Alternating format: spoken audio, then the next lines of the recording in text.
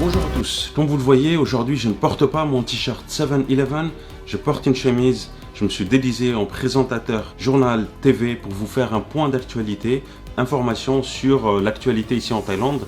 Et puis vous êtes nombreux à vous poser des questions sur l'ouverture des frontières et comment se passe le programme Bac à sable dédié à Phuket. Donc aujourd'hui, on va en parler. Donc c'est parti tout de suite. Et si vous avez d'autres questions suite à cette vidéo, n'hésitez pas à les poser en commentaire pour le prochain point d'actualité que je ferai. On démarre tout de suite avec Phuket, une réouverture sous haute surveillance. L'autorité du tourisme de Thaïlande a annoncé que les voyageurs arrivant à Phuket devront être complètement vaccinés avec 2 doses, produire un test PCR négatif à leur arrivée, ainsi qu'un autre test le 5e jour de leur visite, le tout à leurs frais.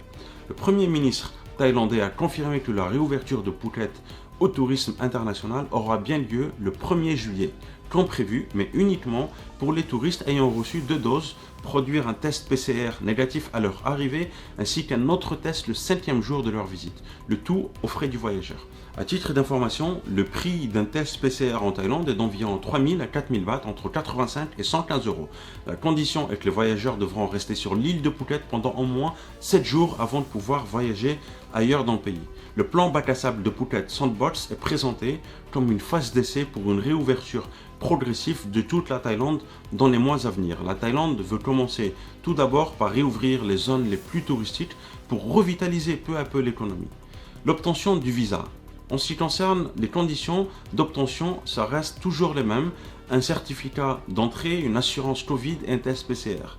Le seul changement actuel concernera la quarantaine qui sera donc assouplie à partir du 1er juillet et uniquement à Phuket. Au lieu de faire votre quarantaine dans un hôtel, dans une chambre de 20 mètres carrés à Bangkok ou ailleurs, Phuket sera votre lieu de quarantaine. Phuket se transformera en un gigantesque hôtel à ciel ouvert. Après les 7 jours, il sera possible de voyager ailleurs dans le pays, mais il faudra montrer patte blanche. En temps normal, l'exemption de visa qui est de 30 jours est passée à 45 jours. Une exemption de visa, c'est lorsque vous venez avec votre passeport sans faire de demande de visa au préalable. Cela permet à certaines nationalités de séjourner en Thaïlande avec un passeport ordinaire sans visa de 45 jours à des fins touristiques. Je vous mets en description le lien de la page de l'ambassade de Thaïlande en France qui vous présente les documents nécessaires et les étapes pour obtenir le certificat d'entrée, le COE. Éventuellement, cette procédure pourra être facilitée pour ceux qui comptent venir à Phuket.